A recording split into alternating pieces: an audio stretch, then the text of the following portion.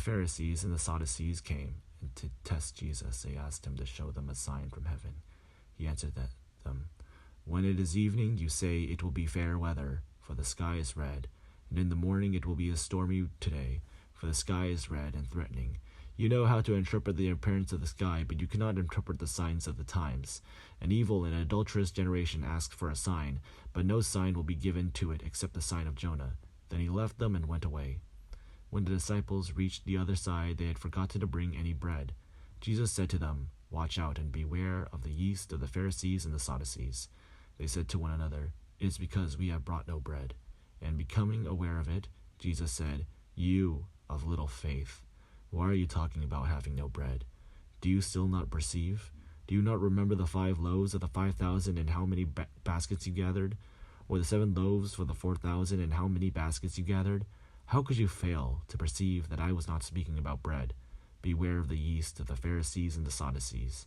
Then they understood that he had not told them to beware of the yeast of bread out of the teaching of the Pharisees and the Sadducees.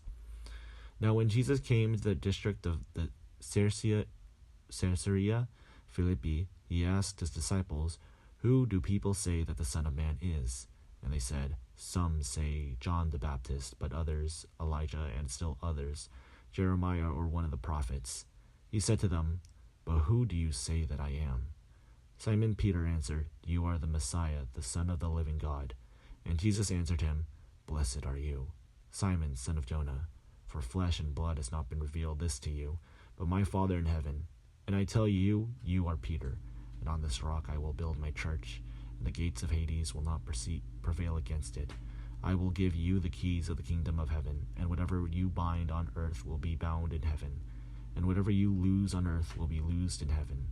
Then he sternly ordered the disciples not to tell anyone that he was the Messiah. From that time on, Jesus began to show his disciples that he must go to Jerusalem and undergo great suffering at the hands of the elders and chief priests and scribes, and be killed, and on the 3rd day and be raised. And Peter took him aside and began to rebuke him, saying, "God forbid it, Lord, this must never happen to you." But he turned and said to Peter, "Get behind me, Satan. You are a hindrance to me, for you are setting your mind not on divine things, but on human things." Then Jesus told his disciples, "If any wish to come after me, let them deny themselves and take up their cross and follow me.